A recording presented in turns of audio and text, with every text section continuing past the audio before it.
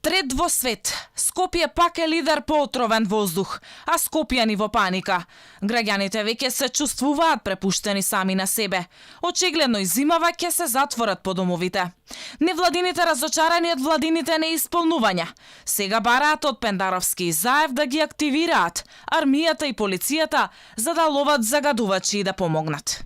Да се организираат ноќни дежурства на припадници на армијата и полицијата со помош на припадници на Дирекцијата за заштита и спасување и Центарот за управување со кризи и општинските штабови за заштита и спасување на критични точки во градот Скопје и низ Републиката, кои се најфреквентни места за палење огнови на отворено. Сегашната власт, кога беше во опозиција со маски низ улиците, бараше мерки и решенија од тогашните надлежни.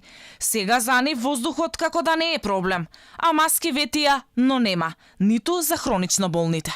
Се гуши, а власта не превзема ниту еден конкретен чекор за да ги заштити граѓаните од загадувањето и огромната цена која што ја плаќаме и на своето и на здравјето на нашите семејства.